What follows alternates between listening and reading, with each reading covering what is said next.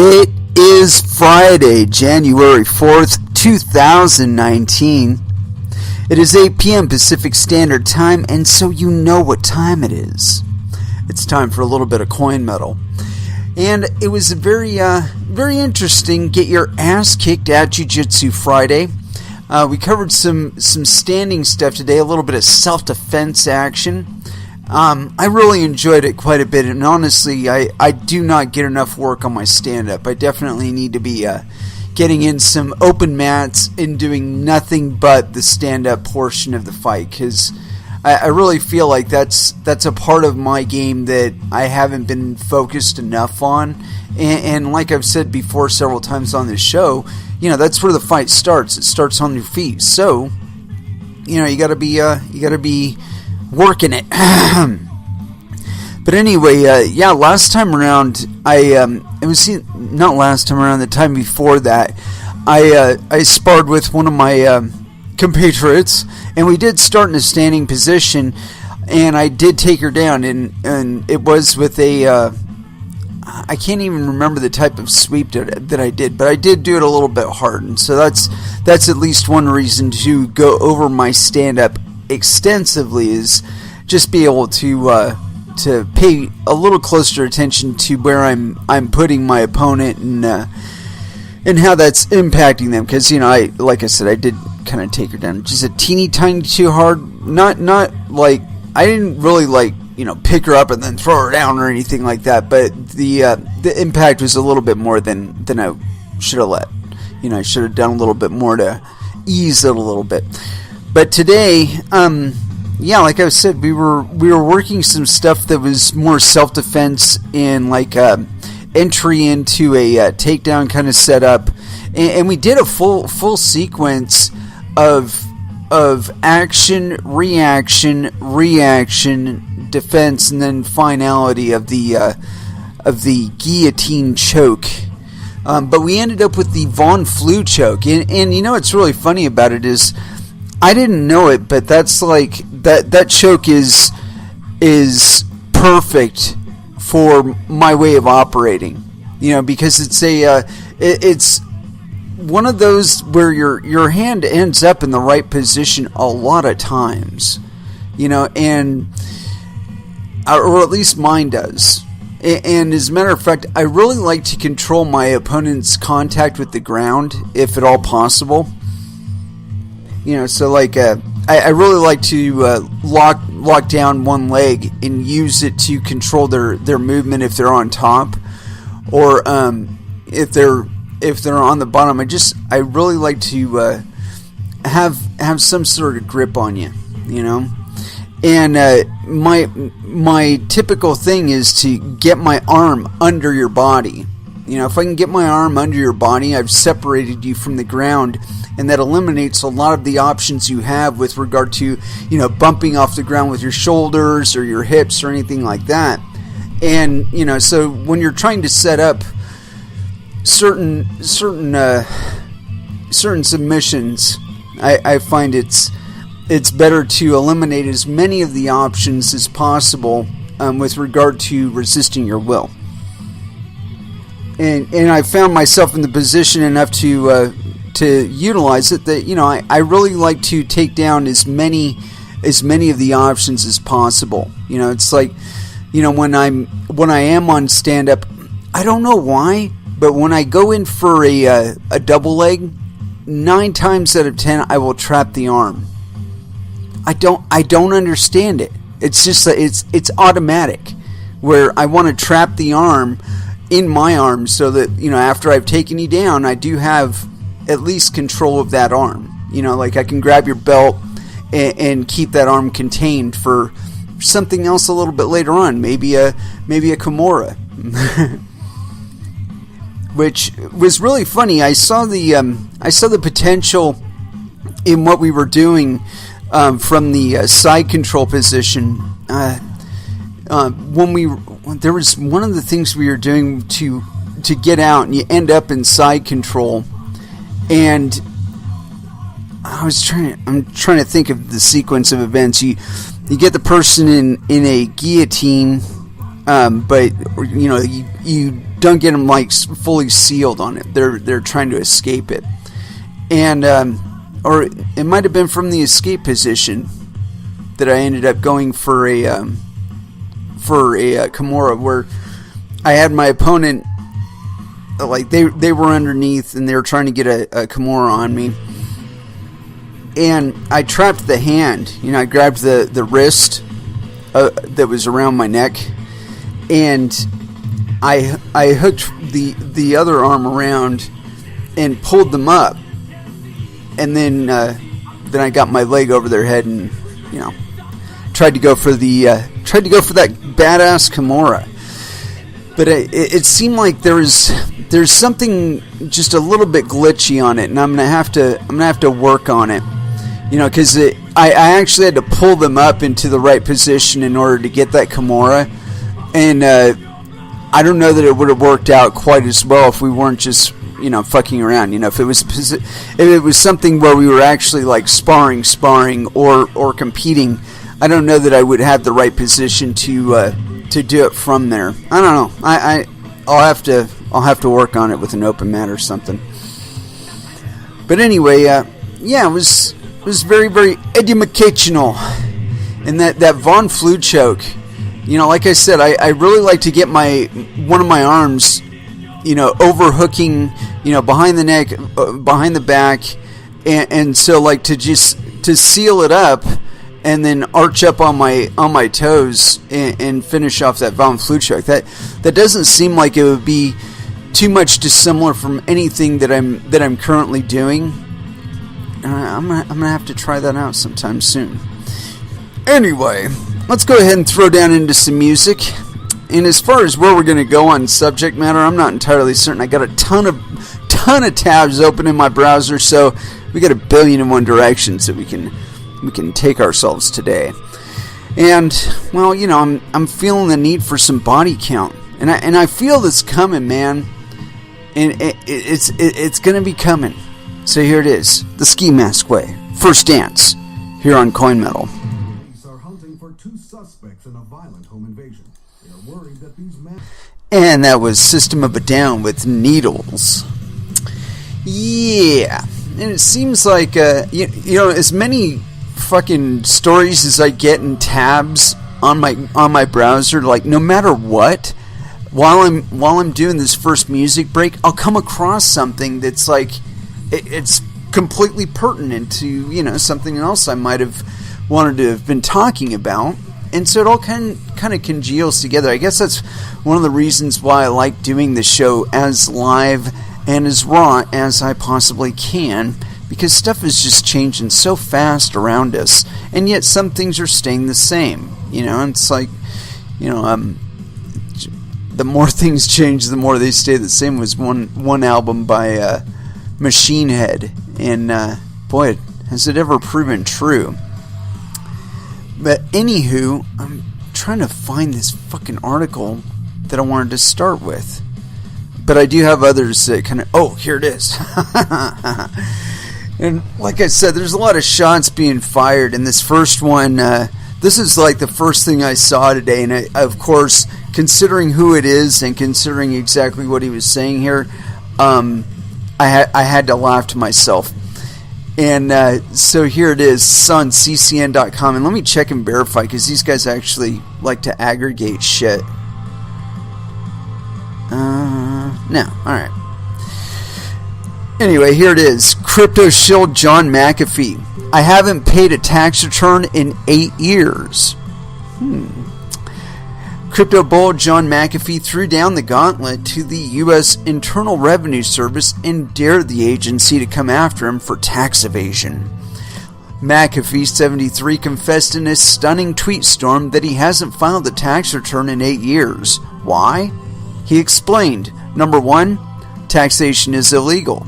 Number 2, I paid tens of millions already and received jack shit in services.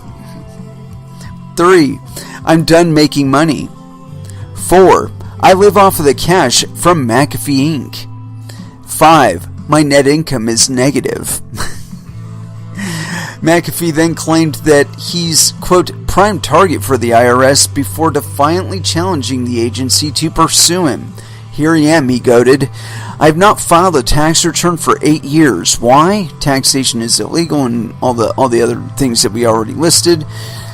McAfee, taxation is theft. Preceding the Twitter dare was a blistering attack on the tax collection agency, which McAfee says has gotten too powerful and intimidating.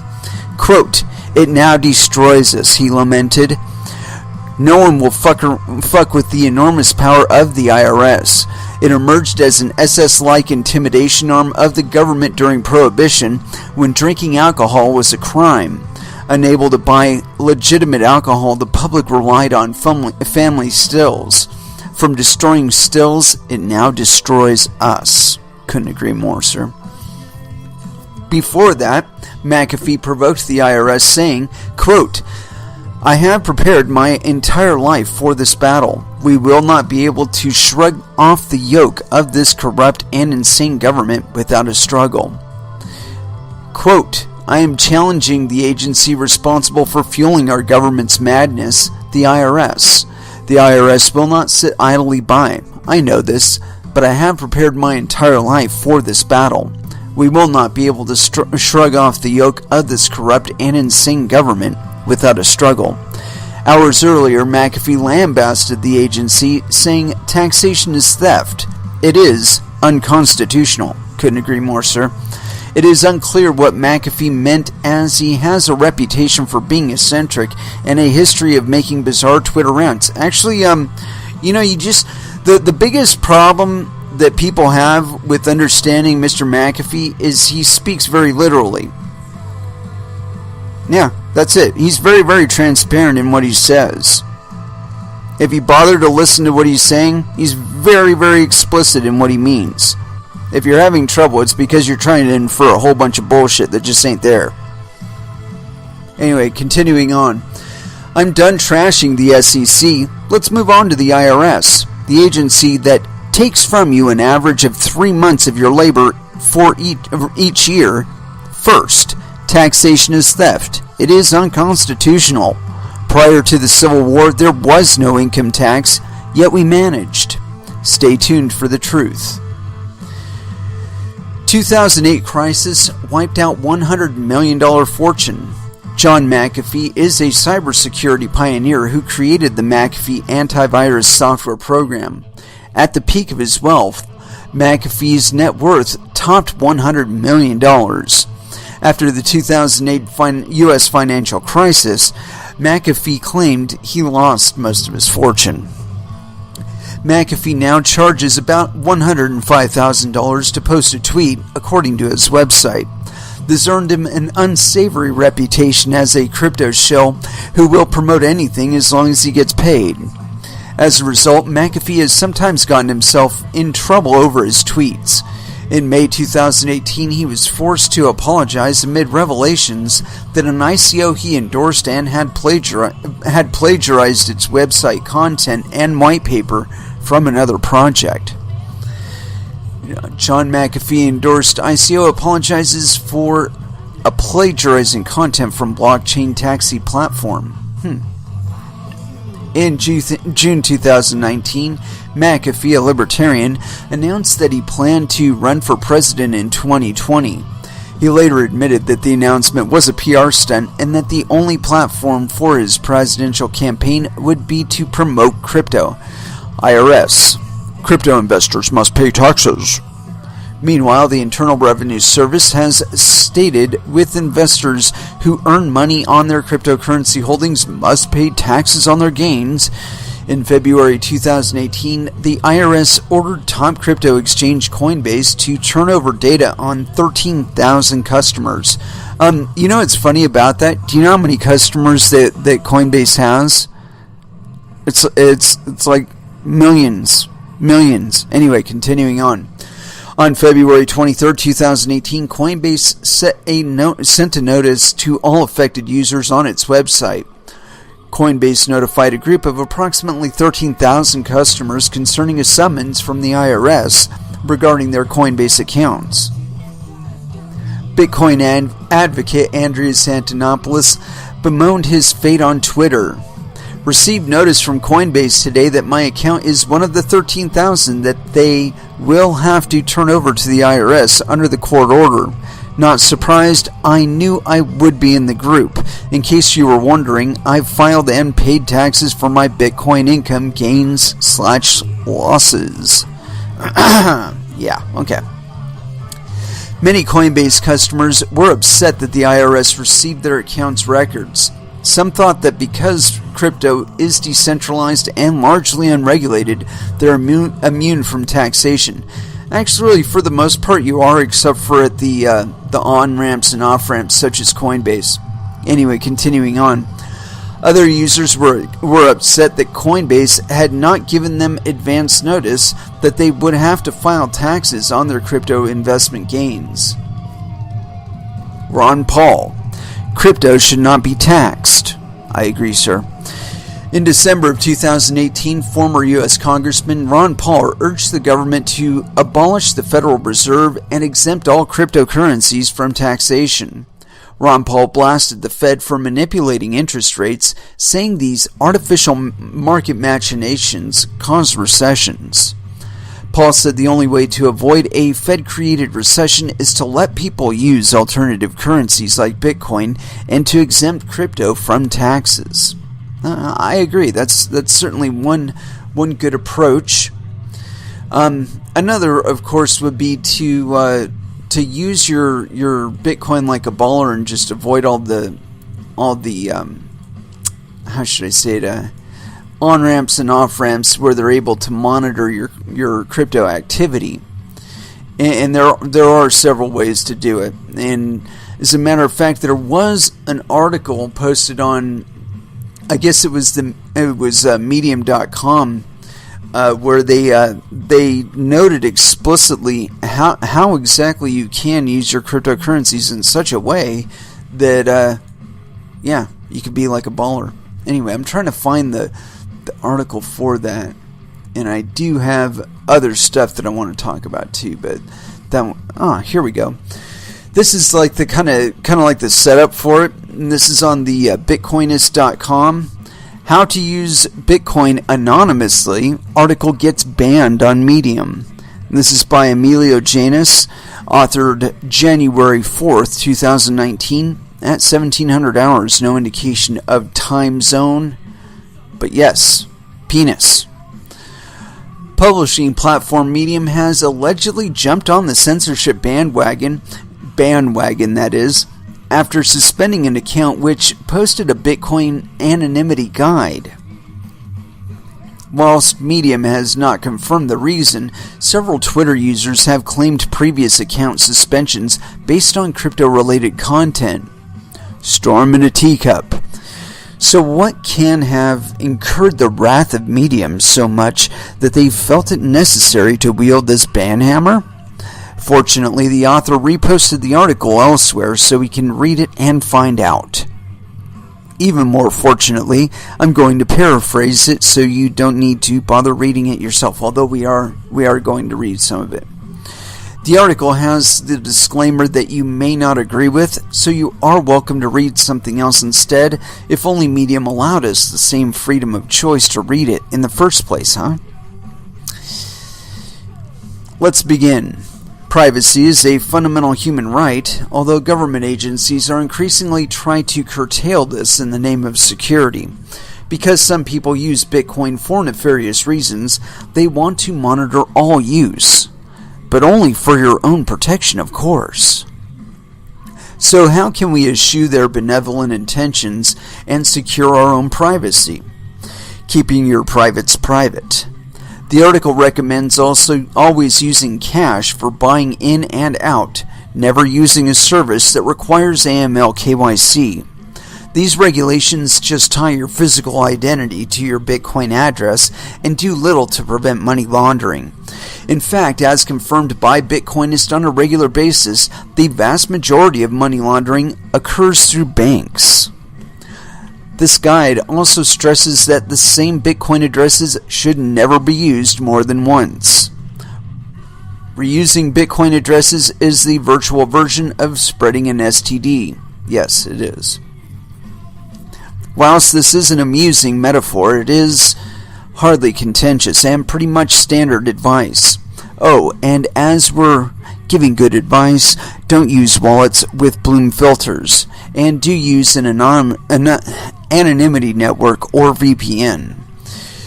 Medium jumps on the bandwagon. We then move on to the methods used to compromise your privacy, namely Bitcoin forensic analysis and heuristics. Heuristics are essentially assumptions that are not perfectly correct, but good enough to use, in this case, for identification and tracking. These are just guesses. These are ways that we can make unreliable and minimize the risk. One of these that the article goes into in a great deal of detail is coin mixing. It recommends staying away from centralized mixing services and gives some suggestions as to alternative coin joins.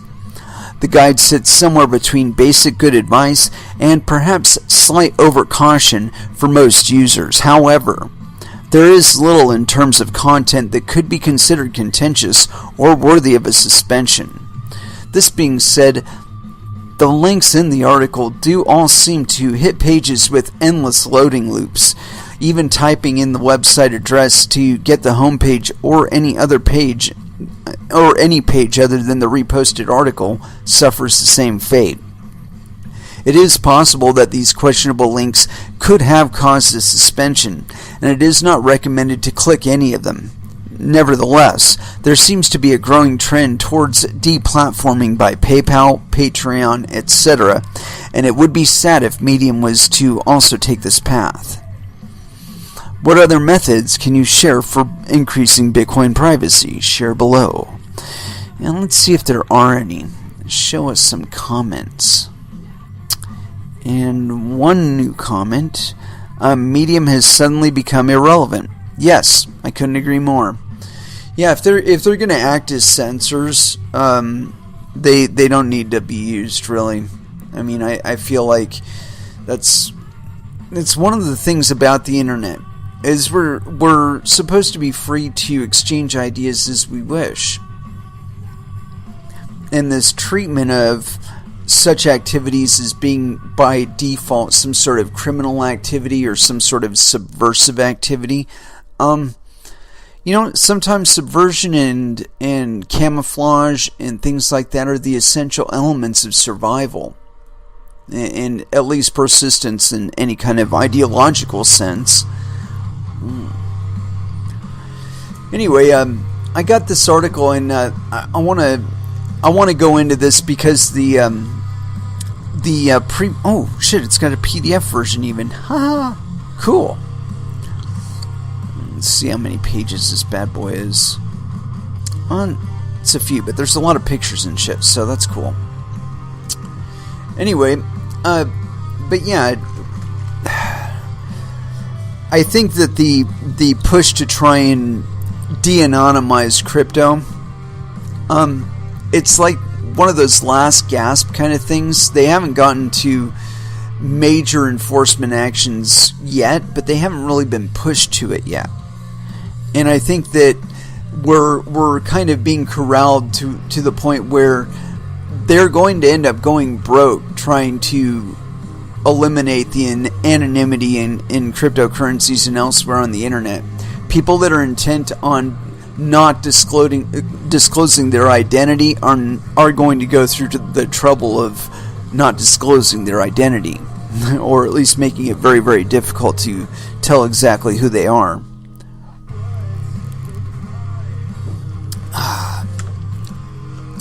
Anyway, I got this thing. It's a PDF, and you can find it on, let's see, just go to bitcoinist.com, how to use Bitcoin anonymously, ban Medium, and just type that in your browser or some shit. Okay, so this thing is 15 pages, easy to get through tonight. Might not even get to the other stuff that we want to get to, but we're going to try. Anyway, so here we go. Bitcoin Anonymity Guide 2019. How to use Bitcoin like a straight up G. In the last few years, many people have realized that Bitcoin is not anonymous, and some of them have realized it with dire, life-destroying consequences. Bitcoin is pseudonymous, and some have learned this lesson on the bitter end of a long prison sentence. The Bitcoin blockchain, while remarkable and revolutionary, is, at its core, an immutable public ledger. That means that every single transaction is unchangeably recorded and verifiable by every other participant in the network as long as electricity and the internet exist. This is not an optimal state of affairs for those who require privacy. I'm not going to delve into who needs privacy and why, because it is a commonly accepted given that privacy is a fundamental human right that everyone needs among civilized peoples. This guide will show you the reality of using Bitcoin anonymously in 2018. This may not express views you don't agree with. I don't care. Go read another thing if this bothers you. Or a blog, rather. Our foes are state-level attackers. That means governments, militaries, intelligence agencies, tax collectors, law enforcement, and other jackboot thugs of the world banking cartel. Our foes will use the tired but common excuses of drug trafficking, money laundering, and terror financing as the age-old boogeyman to scare you into submission, allowing them to strip you of your privacy and freedom. But we know better. So how can we tell these rent-seeking parasites to suck it and flip them a giant middle finger? It's a good question.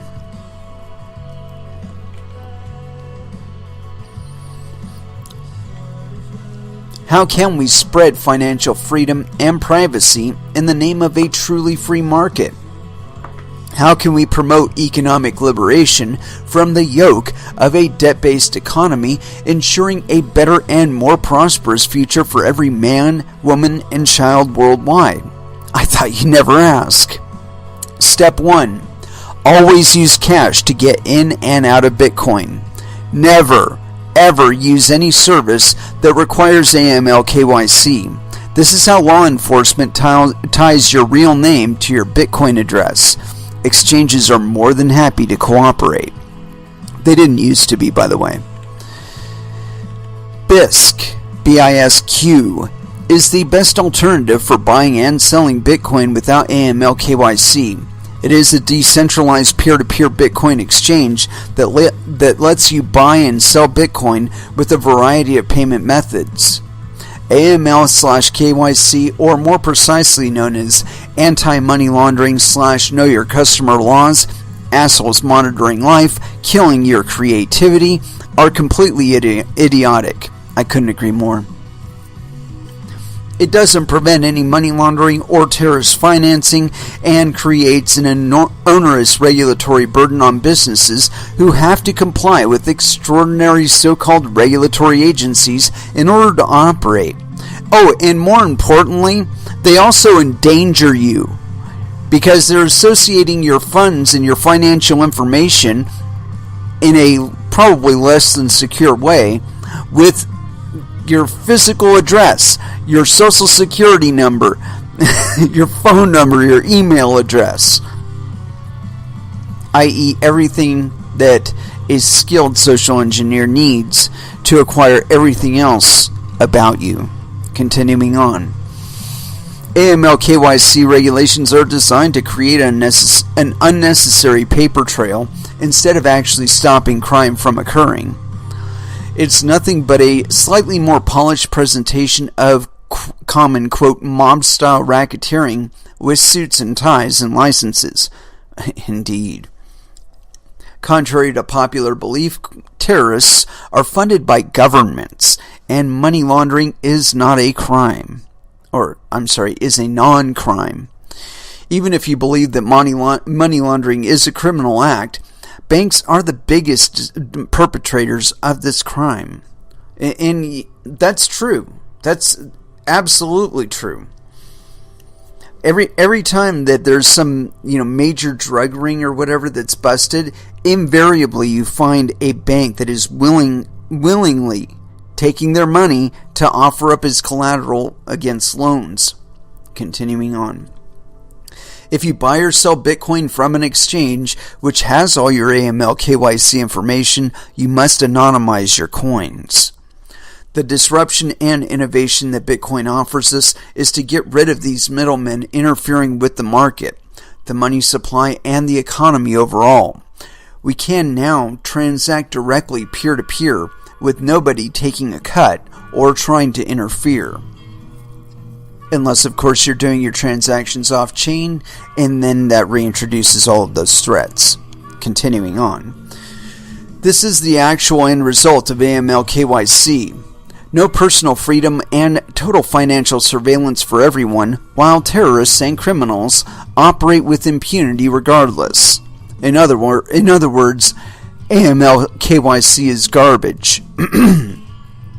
This conclusion does not even consider the higher costs these financial services for customers who manage to jump through all the hoops of providing an intrusive level of personal information in order to be approved. This added cost is the blood that the parasites are consuming.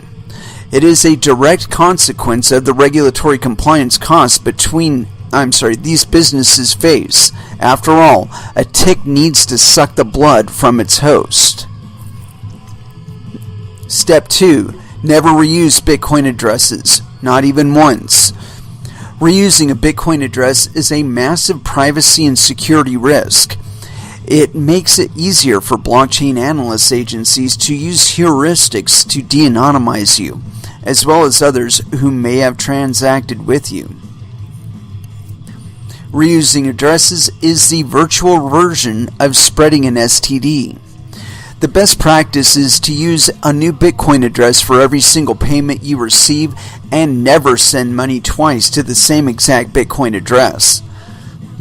Luckily, many of the newer wallets are hierarchical deterministic, which means that you can generate an unlimited number of public addresses from a single seed, as well as recover the wallet completely from the very same seed. Most newer wallets are still SPV wallets, however, and are vulnerable to a wide variety of security vulnerabilities. The only wallets I can even feel comfortable recommending to others are the wallets I really use in my day-to-day. I use Wasabi on my laptop, Samurai on my cell phone. You fucking idiot. You're a fucking idiot. Dude, he goes through all this trouble to tell you all this shit, and then he goes back to fucking Wasabi. Fuck you, dude. Wasabi, from what I understand, is a Lightning Network fucking wallet, and I'm pretty sure Samurai is the same. Although I'm not 100% on that. Let me check something out here. Samurai wallet.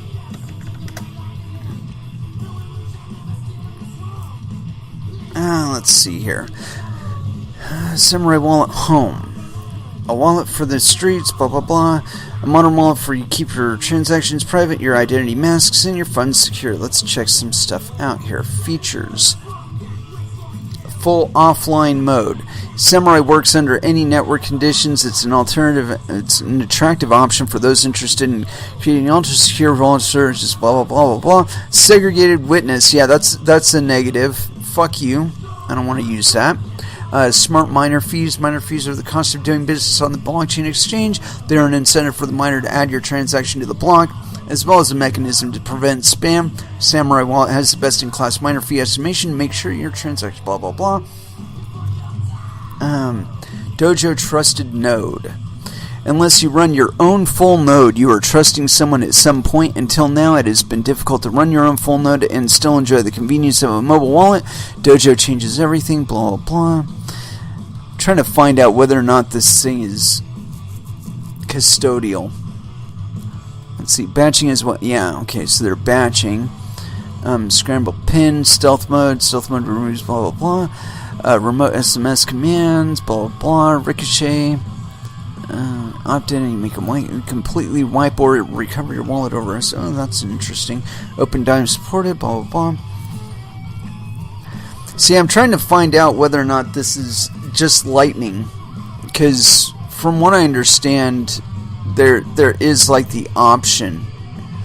Let's see here. I'm trying to find out.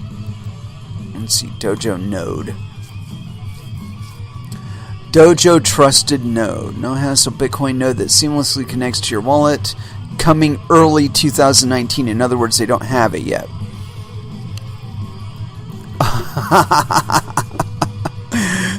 It's a fucking hardware node, a dedicated samurai node. So you have to buy their hardware now. That's so fucking wonderful.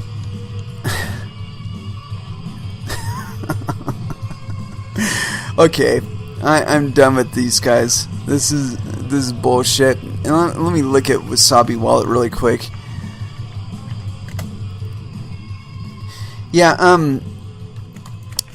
the problem that I have with what I'm seeing there on Samurai is that it's not actually indicated whether or not it's an on-chain transaction that you're performing. It indicates some level of what I would consider custodianship, because they have to hold on to your transactions for some duration of time to be able to batch them. That makes them a custodian. And not just in a literal sense, in a legal sense as well. And there are actually laws that exist right now that apply to such entities.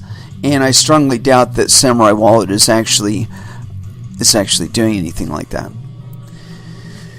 Let's see here. I'm trying to dig up Wasabi Wallet, and they're taking 8 forevers to load, which is kind of tripping me out.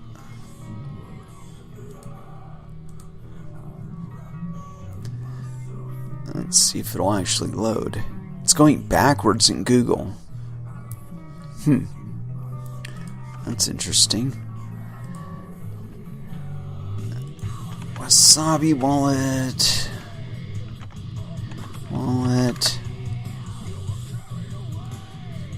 Yeah, let's get away from that. Let's see if it'll open on here. This is taking like 2 forevers for their website to load up. I gotta really wonder about that. Come on, fuckers. Load the fuck up. Well, that's like a danger right there. Seems they're having a little bit of trouble on their website. Let's try it just as straight. I don't know, maybe it's all the Google dressing that's making it take so long. Let's see here. Strip all this crap away. Let's see if it'll make it load any quicker. And get out of that bullshit. And we'll type in one other. Yeah, sometimes all the Google shit. No, they're fucking their wallet address waiting for WasabiWallet.io. Yeah, dude. This isn't looking really good for Wasabi. If it's taking this long for their fucking website to open, imagine trying to recover your funds or get a hold of customer service or something like that. You'd probably have better luck addressing them straight through Twitter, which is not good. So yeah, that kind of bugs me that this guy's going through all this trouble to tell you all about security and all that other bullshit, but he directs you straight to a fucking custodial wallet service on 2 accounts here, and probably more. But we're going to continue along because I do believe in the thesis indicated so far, but we'll see how much further this guy dives into custodial shit. Let's see here. Where is it at? Ah, there it is. Alright. We saw here on my laptop. Electrum for my BTC Pay server and Cold Card as my offline cold storage solution. Yeah, you're a fucking idiot too. Cold Card and Electrum allow you to sign transactions offline and for added privacy and security. Signing transactions offline, also the door for utilizing Bitcoin's satellite node and Gotenna mesh network for next level privacy. Never use a wallet that uses Bloom filters, BIP 37. Bloom filters are defined as a filter used primarily by SPV clients to request only matching transactions and blocks from full nodes. Okay, now that we have established that, why does it matter if you use an SPV wallet that utilizes Bloom filters? Bloom filters were introduced for security, right? Yes, but the implementation has lots of systemic flaws. Without getting too technical and boring you to tears, I refer to the Breaking Bitcoin SPV Security PDF. In this document, it states that an attacker could possibly spoof full nodes, block SPV requests, spoof SPV requests, sniff out SPV requests, block SPV answers. These vulnerabilities come from the fact that SPV wallets do not verify the entire blockchain in all its immutable glory. They only verify headers, which leaves them open to these avenues of attack. Yeah, but you know, how many times have you actually seen that attack utilized? Continuing on. Electrum, a wallet I recommend above, is a thin client SPV wallet that uses Bloom filters, which could be risky to your privacy. Actually, dude, it's way less risky than giving your fucking money over to a goddamn custodial service. Continuing on. If you use Electrum with your own Bitcoin Full or an Electrum personal server, you can mitigate a lot of these risks, especially if yours is run as a Tor hidden service. Step 4. Use an anonymity network or VPN like TorGuard. Shameless plug. TorGuard Anonymous VPN works against the Great Firewall of China and internet crackdowns in Iran. The link is a special offer from our partners at TorGuard, which supports our site, coincash.net. Contrary to popular belief, Tor is not the only anonymity network. There are others like I2P, Bitmessage, ZeroNet, and Freenet that are engineered towards privacy, security, and anonymity, although at varying degrees of accessibility to non-technologically inclined. Actually, if you want to get pretty anonymous, if not completely anonymous via IRC, that's a good way to do it. Anyway, continuing on. Always connect to the internet through a network like those listed above, use a privacy-optimized version of Firefox or Tor browser. How do attackers actually attack our privacy? In this section, I will address some of the techniques an attacker might use to de-anonymize you and compromise your security. I will heavily rely on my own layman's understanding from first-hand experience and reading a bunch of blog posts about online anonymity and the presentation by Jonas Nick of Blockstream, linked above. Bitcoin Privacy in Theory and Practice, which was given in Zurich in March of 2016. I want to take a moment and say free Ross Ulbricht. Yes, absolutely free Ross Ulbricht. You can donate here, freeross.org/donate, blah, blah, blah. Blockchain forensic analysis in a nutshell. Blockchain forensic analysis has been marketed as a surefire way to stop crime and people from trying to use Bitcoin for evil and nefarious reasons like buying weed from the mujahideen off the dark web. You know what? Your next door neighbor is more likely to be supplying the fucking weed than the mujahideen. Give me a break. Anyway, continuing on. Blockchain analysis has become a billion-dollar industry, with blockchain forensic services charging top dollar for their analysis to law enforcement, governments, banks, and major Bitcoin exchanges worldwide. I don't want to pick on Chainalysis or Bitfury, but they are hands down the most famous such firms, although many others exist. Chainalysis will give you a good idea of the services these types of firms offer: activity monitoring reports, cyber threat intel, and enhanced due diligence tools. These kinds of forensic blockchain analysis use a method of guessing what is actually taking place on the blockchain, in the sense of monitoring movement of funds. They do this with a technique called heuristics.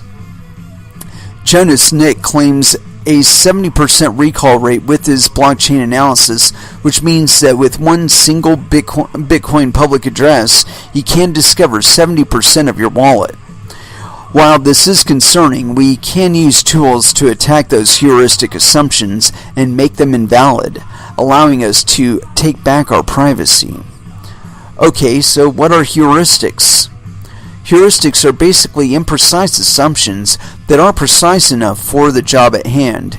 In Bitcoin, this means using software and algorithms to monitor the blockchain and movement of UTXOs to try and de-anonymize users. According to Jonas Nick, there are various heuristics utilized by blockchain forensic analysis companies like, I'm not qualified to speak on the specifics, but the simplified summary sounds something like this: Bitcoin blockchain analysis heuristic types. From Bitcoin privacy and Ethereum practices, blah blah blah. Multiple input heuristic assumes all inputs are from the same wallet. Shallow change heuristic analyzes change addresses that have never before been on the blockchain, lets blockchain analysis experts know who is the sender and who is receiving funds. Consumer change heuristic. Transaction from consumer wallets have two or more outputs, identifies people using services like exchanges, etc. Optimal change uses the assumption that wallets don't send unnecessary outputs. If there is a unique output with a smaller value than any of the inputs, then this is the change. These different techniques are used by themselves or in varying combinations in an analysis technique called clustering. Clustering allows analysts to follow the movement of funds from wallet to wallet, identify senders and receivers, and de-anonymize and identify users themselves by linking addresses to a real-world entity. Clustering is used on individual wallets or as well as to track complete transaction chains.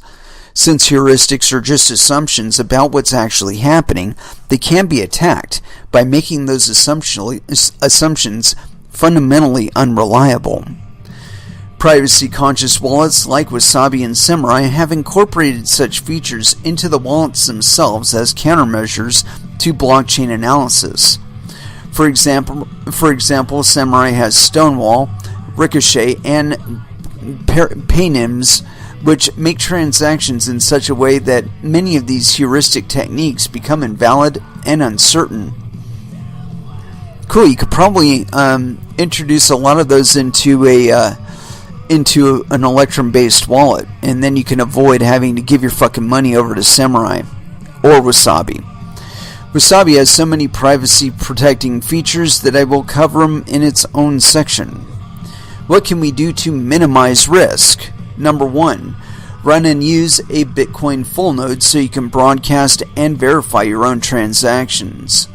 Number 2, run your Bitcoin full node as a Tor hidden service. Number 3, use Wasabi as your desktop wallet and Samurai on your mobile. Both of those I would idly discard. I would put a QT wallet on your desktop and an Electrum wallet on your mobile. Learn to use privacy features. Absolutely. Number 4, use a cold card as your cold storage wallet. No, that's incorrect. Use a paper wallet for your cold storage wallet. Number 5, never use an exchange or service that has your AML KYC info. Buy and sell your Bitcoin with cash. That's or other cryptocurrency. You're not limited to Bitcoin there. Number 6, don't tell people you own Bitcoin, and never talk about our Bitcoin on social media profiles with your real identity or information. Oh, that's a good one. Number 7, practice good general computer security habits.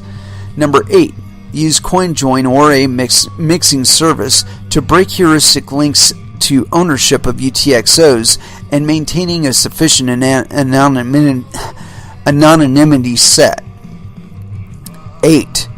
There are various types of CoinJoin implementations that can't de-anonymize you or steal your funds. Number 9. ZeroLink and CoinShuffle are all different types of CoinJoins which can't steal your funds or de-anonymize you. 10. Practice coin control like a champ.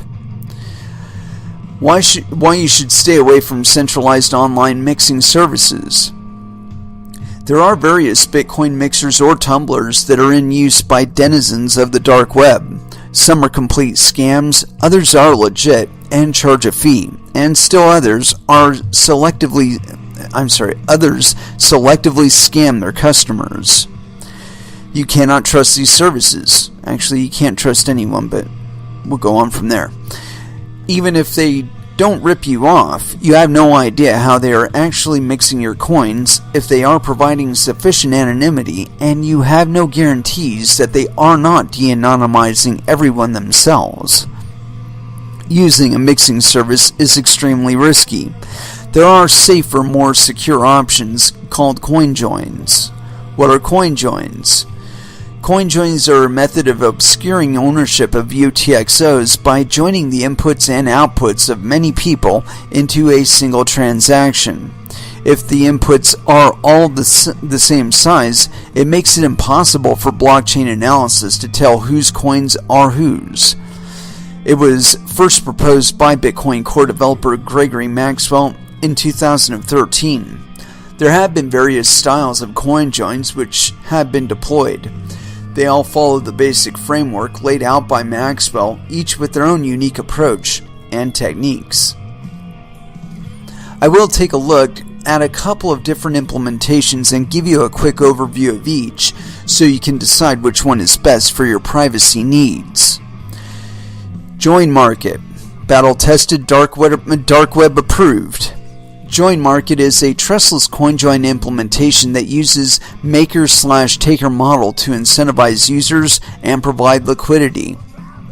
Matches users who want to anonymize their coins, takers, with the users who wish to provide liquidity for CoinJoins, makers, while earning a fee. It is impossible for your coins to be stolen, your keys are never broadcast outside your computer, and the right amount is always sent to the correct wallet. As a maker providing liquidity, you can help Bitcoin privacy and fungibility while earning a passive income in fees for doing so. The income in fees is low, but it is also very low risk. A single will not give you very strong anonymity. However, there is a Tumblr script which allows you to run many chained together to give you an exponentially higher anonymity set. This will give you the privacy you need to overcome a motivated attacker. The yield generator is a bot that performs the market maker duties it links to the trading pit, the pit IRC channel, and offers the takers for a fee. This is one of the most popular implementations. It has been in use for a couple of years already, although since it is written in Python, it does have a substantial learning curve. An anecdotal testament to Join Market's effectiveness is this guy's offer to reward 220 bitcoins to anyone who can help him recover 440 stolen bitcoins. He was able to watch the thieves send the coins to Join Market, and then sadly the trail was lost forever. Nobody was able to help him or claim any reward. Is open source and contributions are welcome. Tumblebit was first proposed in 2016 by a team of Bitcoin privacy researchers led by Ethan Heilman. Is another trustless implementation of and provides users with anonymity by obscuring the ownership of UTXOs. It is more than just it is also an anonymous payment hub, which will help increase Bitcoin's overall scalability. Yeah, dude, this guy's like trying to onboard you into fucking Lightning Network. I don't know that I like that at all. Tumblebit's payment channels are different than the payment channels employed by the Lightning Network, so it isn't clear if the two protocols would be integrated at this time. Okay, that's interesting. Tumblebit's anonymous payment hub would require users to open a payment channel with the payment hub, similar to how channels must be opened to use the Lightning Network. Tumblebit's payment hub would also be second-layer scaling solution that would make payments possible in seconds. And you know what? That assertion is bullshit. Your transactions don't actually happen until they are completed on the Bitcoin blockchain. Until then, they're like non-existent. So if there's some sort of issue with the payment channel that you're on, or some issue with the hub, your transaction never happens, or the money doesn't get actually stuffed to where it's supposed to go, i.e. not your intended recipient. Now let's see if they give us any options that are not actually custodial. Blah blah blah. We'll give his experience using Wasabi Wallet, because this will indicate whether or not it's actually using Lightning. Wasabi Wallet is a complete game changer for Bitcoin privacy, anonymity, and fungibility. It is a brand new and has just released version 1.0.5, which you can download here. Wasabi Wallet was created by Adam Fixer, aka Nopara73. Adam worked on something before he began work on ZeroLink. He also worked on Stratus Breeze Wallet and Hidden Wallet before it morphed into Wasabi. Wasabi Wallet is a complete redesign from the ground up version of Adam's earlier project. It has several privacy/security improvements and utilizes Chaumian CoinJoin as its mixing technique. Wasabi is the first ever ZeroLink compliant wallet and is now live on Bitcoin's main net. Wasabi is hands down favored in Bitcoin Wallet. It has forever raised the bar in what Bitcoin Wallet should be and which features should incorporate. Let's take a look at some of the Wasabi's features to protect your privacy and anonymity. Number 1, it's open source. You can audit its code. Great. Number 2, cross-platform. Linux, Windows, OS X. 3, ZeroLink compliant. 4, BIP84 wallet. Only Betch32 native SegWit addresses. Okay, that's a game loser right there. 5, only light wallet which does not fail against blockchain forensic analysis. Doesn't tell us how. Let's see, 3, 4, 6, built-in high-volume mixer/tumbler based on Chaumian CoinJoin. Doesn't tell us how it achieves that. Number 7, built-in blockchain analysis tool to help you keep your anonymity in track.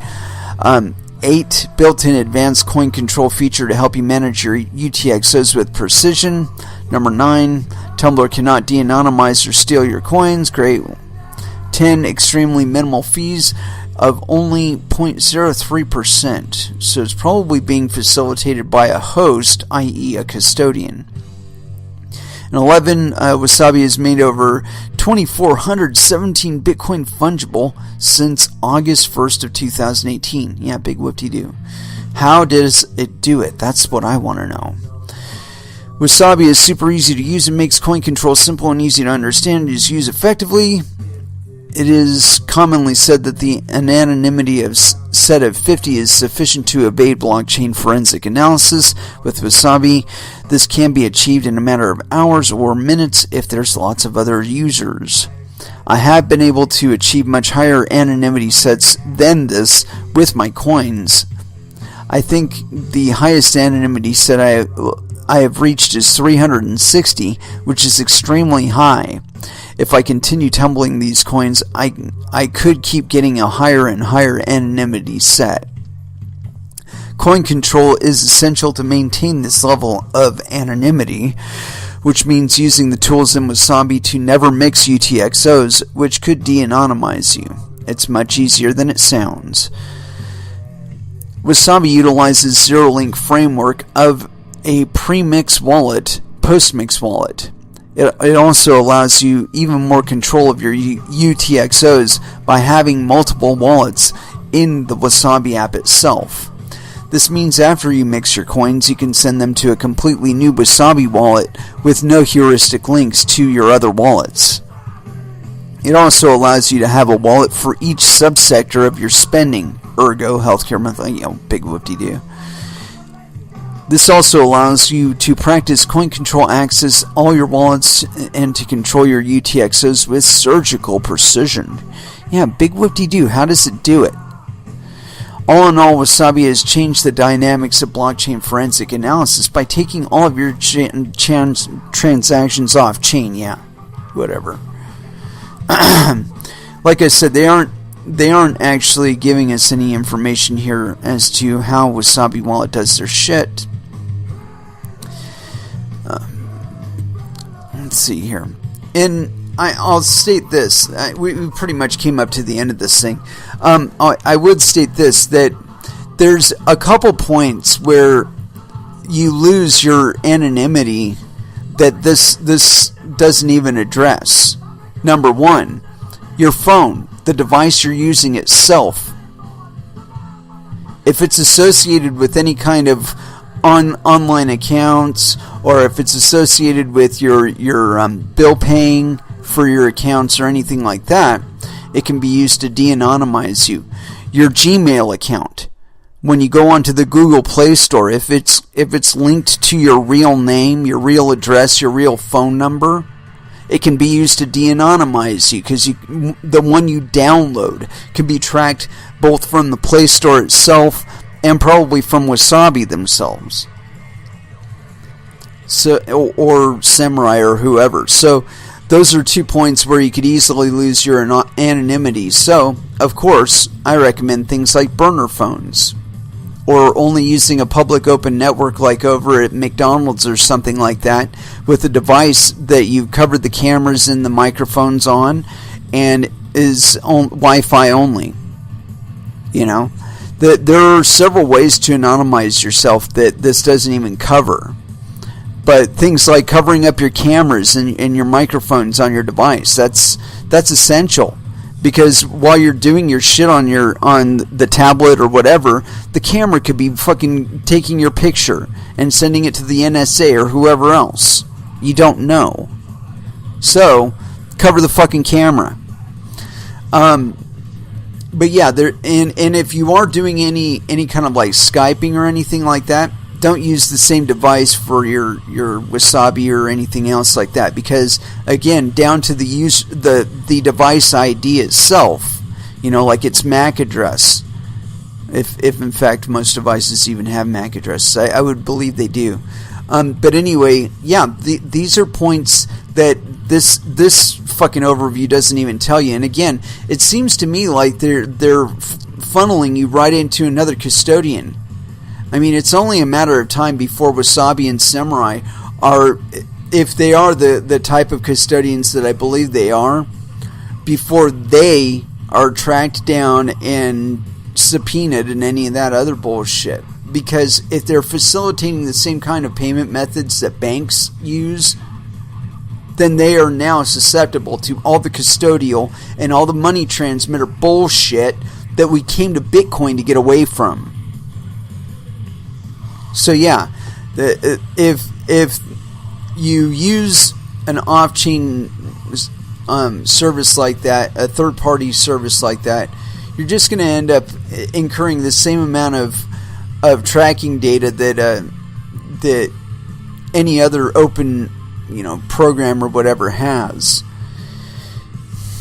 Yeah, so that's several points. But another thing is, this guy didn't even go into any of the real dangers of somebody else having your information. It's not just taxation and all that shit you should be concerned about. It's shit like the Marriott hotel hack, where 500 million people's fucking information was downloaded and disseminated by some sort of fucking hacker. And we don't know at what point. But they were compromised for 4 fucking years before they caught it. So yeah, if you went to a Marriott hotel or a Marriott subsidiary hotel or something like that, and you exchanged any of your information, there's a good chance that you were compromised in that hack. Or how about Equifax? Or the IRS? Or the SEC? All of these people have been fucking hacked. The SEC had their goddamn Edgar system hacked. Edgar is all of your financial fitness, all of your CEO's fitness information, all of that shit. Okay, that's terribly important information for people that want to get a leg up ahead of the market. But none of that information was absolutely necessary for the function or financial solvency of any entity in business right now. But all of that information is being made susceptible by these fucking KYC AML demands. It's reprehensible. It really is. You know, this idea that they need to create some sort of fucking police state where they're monitoring everything that you do, that makes you susceptible to so much shit. If you've got some sort of political enemy, right, and you've got a Tesla car, and they manage to track down your information and find out who you are, and maybe they don't really like what you're doing, and maybe they really want to fucking stop you, right? How hard would it be for them to hack into your car while you're driving it down the road, put it into fucking opposing traffic, and kill your ass? Or better yet, if you haven't paid taxes or you're behind on some sort of property tax or some shit like that, your smart house suddenly locks you out. Says, get a job, motherfucker. Until you can pay off the IRS, you're not allowed back into the house. Or, you know, maybe they let you back into your house, but your smart refrigerator won't let you access it. Sorry, no food for you. You need to pay the IRS first. Then I'm going to allow you into the smart refrigerator.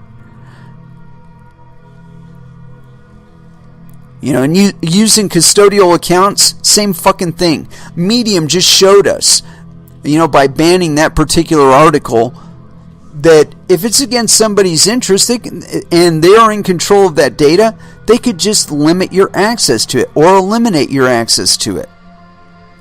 So again, putting your money in the hands of a custodian is not any better than using a bank account. Anyway, let's go ahead and throw down into some music. It's been a little while. And where exactly to go? Here we go. Testament. Practice what you preach. Here on Coin Metal.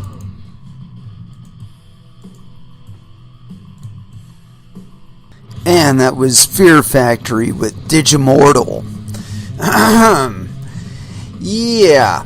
And so, we got a whole bunch of stuff going on, and I've been wanting to kind of congeal it all into under like a title. You know, because honestly, I felt like that whole infomercial we had about being private on using Bitcoin, a lot of it wasn't anything we didn't already know.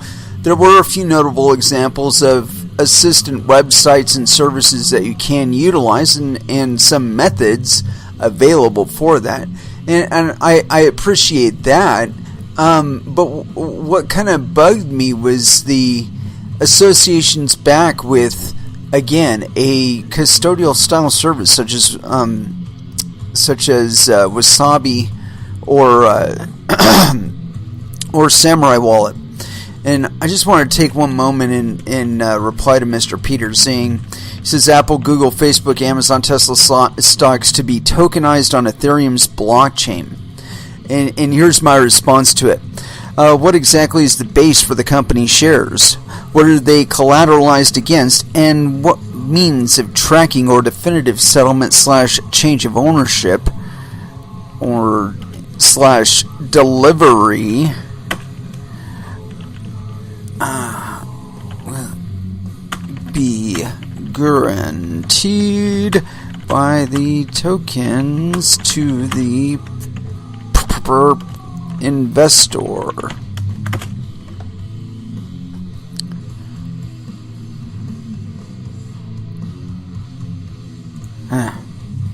Yeah, I'm gonna have to check that out. It's on Trust Notes, but there's another direction that I wanted to go into on this, and I saw this thing as soon as I came on, and I gotta wonder exactly who this person is, because they have a very new account, it seems, Diospot on Twitter. Anyway, I caught this Twitter thread, and it really interested me because it talks about segregated witness and in a very interesting light. And so here it is. It starts geometry. The Bitcoin public key - private key model only works if geometric relations aren't observed. And you know what I'm going to do? I'm going to open this thing in a private tab because Mr. Bryce Wiener replies on it, or is on it, and Mr. Bryce Wiener has blocked me here on Twitter, so I'm going to have to open it as a private window, and I'm sure it'll make a lot more sense with his shit involved. Anyway, it starts off from Bryce Wiener. Let's say you play the lottery, and the lottery works on a predictable, if random, system of mathematics. If no solution ever works twice, you can skip solutions you've already tried out and eliminate solutions for which you know the answer already. The more answers you guess, the more likely you'll guess the right answer. If you happen to generate quadrillions of guesses per year, you can begin to analyze the data for specific patterns in the algorithmic solutions which only appear at scale. This is where Diospot catches in, and let me see if there's another one. Oh, and then Bryce Wiener continues that one. God damn it, this whole... Dude, I hate it when he does this, where he'll reply to his own shit more than once, and so then you got like 8 billion fucking tweets stuck together. Anyway, continuing on, and we're continuing on his aspect of it. If you happen to generate quadrillions of guesses per year, you can begin to analyze the data for specific patterns in the algorithmic solutions which only appear at scale. If you have the ability to guess around known wrong answers, you save a lot of time and win a lot of lottery drawings. If graphed your guesses after applying your data, it might look something like this, and he provides us a nice little graph, and it looks like transactions. This is where some of Bitmain's AI work is pretty curious. You can't sieve a table quick enough for it to have a value, but an AI might find a way to build a nonce generator that it simulated, leaving gaps in your solution sets where the AI learned a trick. It's worth noting that such a behavior would partially invalidate the current perception of mining economics, as leaving miners turned on for longer has slightly increased viability, building the nonce data set for the AI to analyze. And this is where Diospot gets in on it. Geometry, replying to Bryce Wiener. In Bitcoin public key - private key model that only works if geometric relations aren't observed. And Bryce Wiener replies, proof of work too. Apparently that was proof of work that he was noting on the chart that he provides. And let's see here. Okay, I found the thread again. Diospot, Bitcoin addresses are only secure if they haven't been used. And in a few minutes, I will show you an example I created where Bitcoin was stolen from an unused public key not revealed via TX address in the same block I sent the Bitcoin to the address. So, quote this, blockchain.com is the first recorded example of such an attack. And let's see where it is. Okay, the total received, it was number of transactions 2, total received 0.004444 Bitcoin, final balance 0 Bitcoin. Interesting. So let's see. I'm just reviewing some of the information on this this to see if it's telling me the whole thing. And she actually gives an explanation, or he, or whoever it is under this. Let's see. Bryce Wiener says, "Explain, please." And she's got a diagram here, and I'm just going with she because she's got a girl anime picture as her profile picture. So there you go. Anyway, continuing on. Number 1, Bitcoin is sent to 3 addresses from the DEoS trip key. Number 2, the addresses consist of addresses of origin and the un/compressed addresses derived from using the Genesis block hash as a private key. Number 3, neither derived addresses had a TX history on chain. Number 4, a SegWit/3 adder steals the balance of the derived addresses, but not from the origin address. Number 5, in the same block. Via 2 different transactions. What this shows is an example of a Bitcoin developer waiting for someone else to come to the same realization as them, but instead of reflecting their thoughts on chain, they designed a scheme by which they could steal Bitcoin without a trace. This matters because it reveals Bitcoin as an entity is based on a game theory that doesn't have the longevity of the network in mind. Let's see here. LOL Witchcraft. Street Corner Memer and Midnight Toker comes in on this one and says, "Bless the Martians and atypicals who push consciousness and understanding." Yes, indeed. D-Spot shows an example of a pattern being found ahead of time and a program existing somewhere that is designed to rob via patterns at first glance. This is an example of the Elitzer-Vadim bomb tester. From Wikipedia, blah, blah, blah.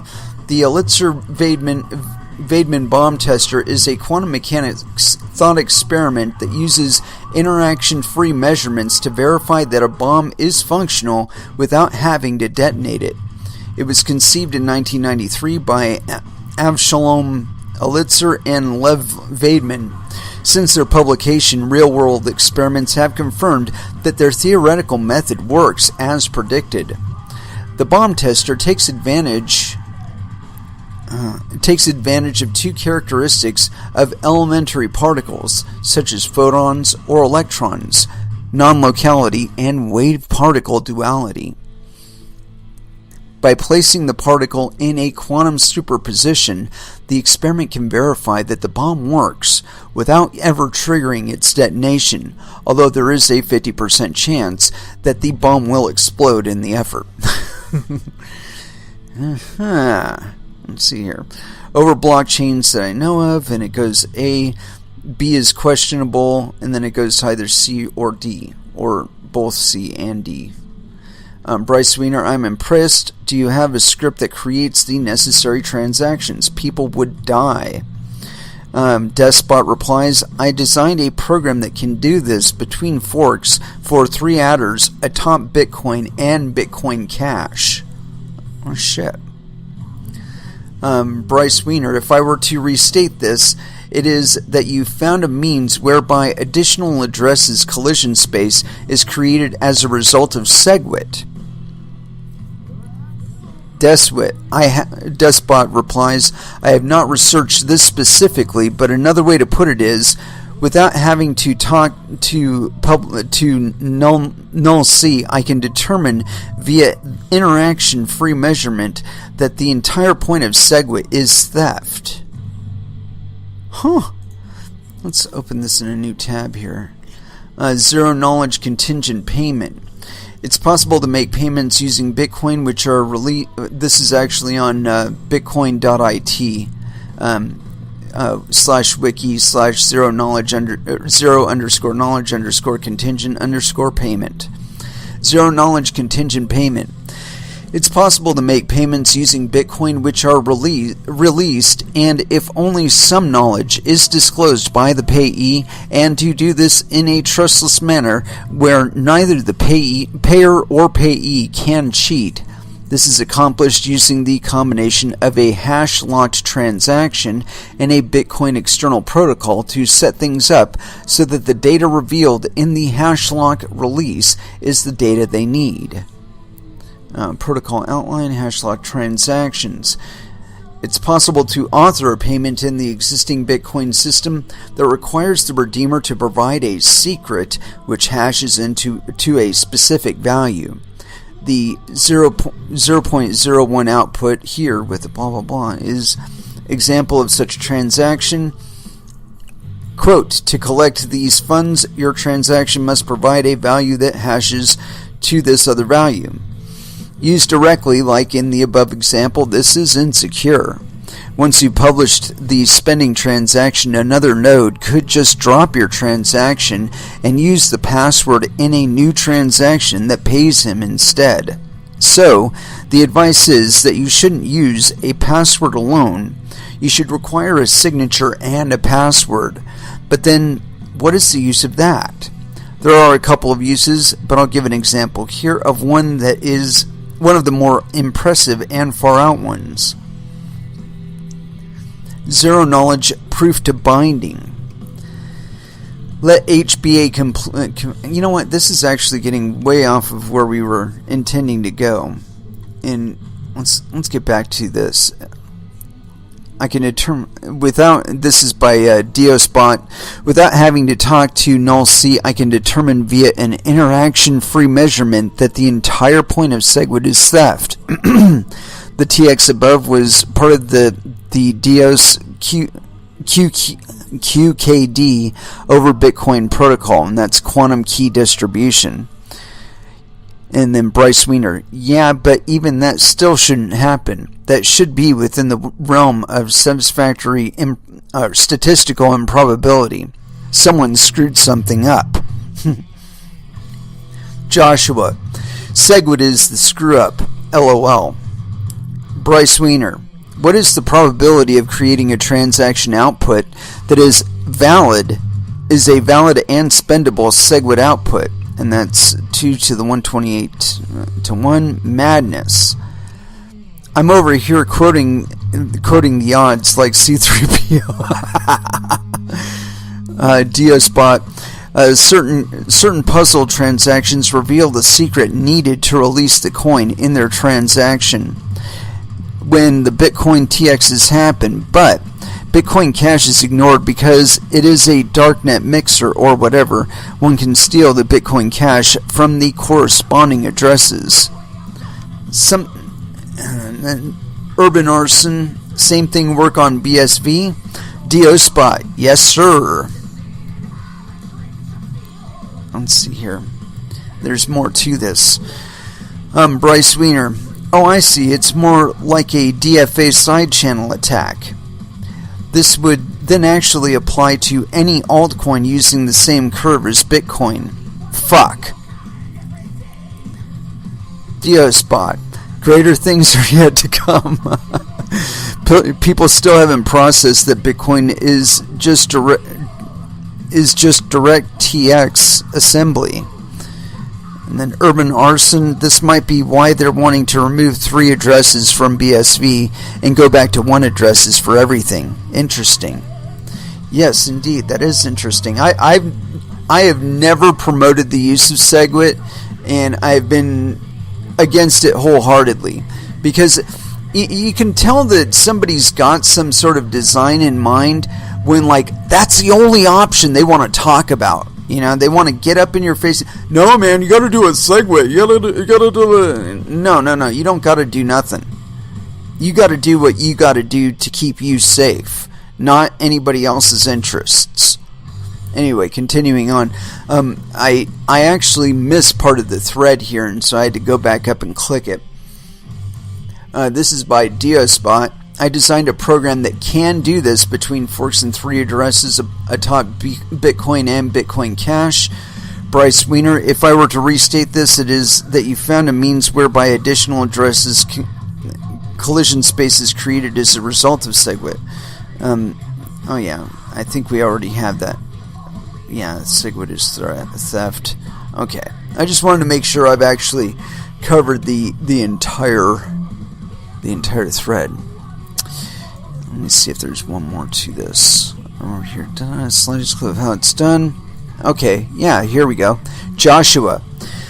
I wouldn't have the slightest clue on how it's done. I just know something has been very shady with Segwit, but could never put my finger on it. Could be nothing, but my intellectual gut tells me I'm not far off. Bryce Wiener. It's the byte format of Segwit that makes it possible. That it was already so easily exploited should give a lot of folks pause. What if Segwit address already had other funds in it? Poof. Gone. And there seems to be one more after that too. So here we go. The scary part is that key pairs for collision testing exist on every single Bitcoin clone ever made. You could gather up all those PKE pairs, apply Andrew's algo, and steal Segwit coins all day long using other chains.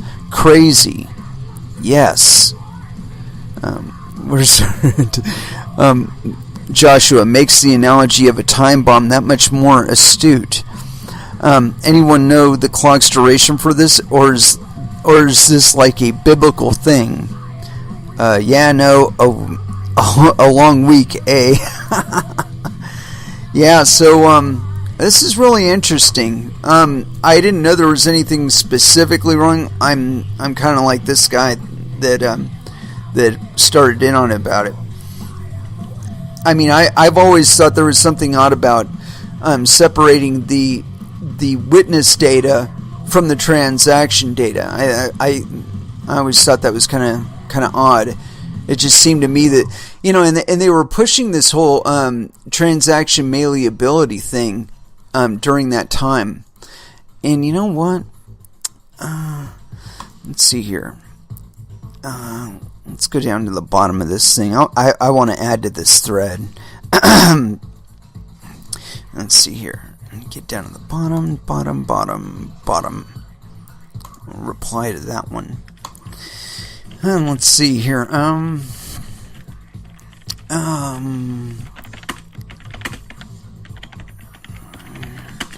Malleability. Yeah, I'm gonna get into this with Dio Spot when I can, sometime when I'm not actually talking to you guys, basically. Anyway, I wanted to talk a little bit about some of the ways that we were kind of pushed into Segwit. And I think this one is kind of relevant because it seems to me that there is a group, per se, that is involved in trying to derail cryptocurrencies as a whole. And maintaining some sort of independence of thought away from these people is probably the better idea. Not to say that you shouldn't pay any attention to them, but you should definitely hold what they're saying kind of at question. Because it seems to me that everything that's been like driving away from the basic idea of Bitcoin, that we should all be able to participate in all that, has been driven by a few people. There's usually a head at the top of the group that's pushing this idea. And for a while, I was kind of following along with Andreas Antonopoulos, although he was saying some stuff that didn't quite jive with me. And I honestly, this right here is not to cast any shade, but the thing that bugged me is that it wasn't until the Segwit option came available that Mr. Antonopoulos chose to block me. And I remember it specifically because it was, they were talking about, really pushing segregated witness. And I'm like, dude, this kind of change isn't absolutely necessary. So far, we've just increased the block size limit, and that's taking care of network congestion. And so, I was saying, if it isn't broke, don't fix it. Andreas Antonopoulos basically wrote me back, said, "You, sir, are a radical." And then he blocked me, and he was actually the first person that I know of, at least, to block me on Twitter. And I'm like, wait a minute now. Okay, this is Mr., practically Bitcoin Jesus, they called him it a couple times, or a couple points.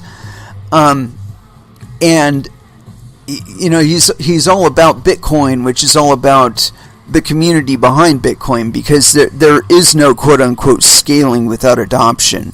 That's something that these guys keep running up against, you know, that they want to plan ahead how to utilize this great, wonderful fucking thing for their own ends, and not really thinking about the fact that they're trying to build it on top of other people's proof of work. And what obligation those people actually have in fulfilling their vision, which is actually zero. But we'll get back to that. Anyway, this article here on CCN, it actually involves two of the people that have blocked me on Twitter, specifically for not going along with their like dogmatic fucking religious fervor bullshit going on Twitter. And so here we go. This is on ccn.com. Shots fired. Craig Wright calls Bitcoin evangelist Andreas Antonopoulos shitcoin expert. I'm so glad both these guys blocked me. I wasn't privy to this at all. Self-declared creator of Bitcoin, Craig Wright, has taken to Twitter to brand advocate Andreas Antonopoulos a, quote, shitcoin expert. Escalating the attacks further, Wright dismissed Antonopoulos' wealth of knowledge on Bitcoin, saying the only correct thing the host of Let's Talk Bitcoin podcast knows is how to spell Bitcoin. Craig S. Wright. Word of warning, a renowned shitcoin expert, Andreas Antonopoulos, is as far as anyone can come to understanding Bitcoin. The only thing correct, how to spell Bitcoin. If you want to learn Bitcoin blockchain, avoid the anarchist priest. Sorry, nothing he tells you is right. Now, from that, I would like to say he's completely full of shit. Anyway, continuing on. In Craig Wright's view, Antonopoulos is an anarchist due to the philosophy he espouses with regards to what cryptocurrencies should and should not be. These guys have an idea of what they want as a system. It is anti-bank, anti-government, and based on scams, Ponzi's, and get-rich-yesterday schemes. The best they understand are bucket shops and cons. Luckily, Bitcoin is designed so that all these fools spin their wheels on dead ends. And to that end, I would say, yourself included, Mr. Wright. Two ideological opposites walk into a bar. Challenged by a follower on why he was undermining Antonopoulos when he himself proved himself to be a prolific Bitcoin advocate, Wright argued that that was not the case, saying the only authority that the writer of the Mastering Bitcoin and Internet of Money series of books has is on the Segwit coin. The chief scientist of blockchain firm Enchain went further to discourage one of his followers from reading Mastering Bitcoin, saying it was error-ridden besides being insidious. Wright's bile against Antonopoulos seems to stem from the fact that the latter has been a vocal proponent of Bitcoin's Layer 2 solutions, off-chain micropayments network Lightning Network, and Segwit. The chief scientist of blockchain firm Enchain, on the other hand, has previously indicated his opposition to Layer 2 solutions. In his most recent Twitter tirade against Antonopoulos, he said, "Lightning is shit squared," agreeing to disagree. On October 2017, Craig Wright called the Lightning Network flawed, saying it wouldn't work for the intended purposes. And I've been saying that for a while. Anyway, continuing. Lightning Network is oversold. It has a place, but not as a global payment system. The problem is simple. It is the maths behind the system. As much people as desire it to work, it is probably flawed due to an incomprehension that exists surrounding Bitcoin. Despite the attacks, Antonopoulos, who teaches the Master of Science in Digital Currencies course at Cyprus University of Nicosia, has never shied away from vehemently defending Layer 2 solutions. In early 2017, Antonopoulos said in a blog post that not pursuing Layer 2 solutions would pose a centralization risk to the Bitcoin ecosystem. Quote, "Ironically, people who object to LN are vehemently against off-chain trusted third-party custodial. but resisting SegWit are actually encouraging and feeding centralization into more counterparty risk through centralized intermediaries. Demand is already pushing us that way. The lack of a trustless alternative leaves only one alternative. No SegWit/no LN does not mean on-chain transactions, it means on Coinbase transactions, which is worse. No, it just means on-chain transactions. And I deviate from both of these men in that I don't believe that either one of them is actually presenting the correct solutions. Layer 2 solutions are wonderful if you're talking about something in-house. You know, keeping account of your Bitcoin transactions and batching them all together so that you can send them all in one big transaction instead of a shit ton of little transactions and eating a miner fee on every single one of them. That's a use of quote-unquote Lightning where you're not actually involving anybody else outside of your own payment system. And in that sense, Mr. Craywright is correct about Lightning, I feel. That, yes, it's something that you should be using in-house, but ultimately when you will have to be rebroadcasting back out to the Bitcoin blockchain in order to get your transactions fulfilled. Now, you undertake the custodial risk by doing so. And this is why I'm vehemently against Layer 2 solutions altogether. Because unless you're willing and capable of handling that kind of custodial risk over your own funds, it's really not advisable to do so. You are literally better off asking for payments in Dogecoin and doing the transactions on chain. Literally. I mean, I know that sounds weird, but I mean, if you want to talk about a stable cryptocurrency, the thing migrates maybe 3 to 10 Satoshis a day. That's it. I mean, every once in a while there's a little bump here and there, but for the most part it's pretty fucking stable. In any case, yeah, so I disagree with both of these guys on their perspectives. You know, the one thing I've always objected to with Mr. Antonopoulos' perspective is his ideas of Bitcoin as a quote-unquote network that you don't actually have to contribute any hardware, software, electricity, or bandwidth to. And that's not it. That's not the way this shit works. And like the most hardware involvement he actually talks about is running a node. And then he tells you to support SegWit. So, you know, I think that on one end, that it could conceivably be that these two people and more people are, again, all one entity, where Craig Wright is pushing for hardware solutions, okay, like his gigablock miners, that he holds the patents to. So, you know, it's like N-Chain, if they ever get any real interest from people, whoever they may be, would be able to boot most of the people off of the network who aren't capable of processing his gigablocks or mining gigablocks.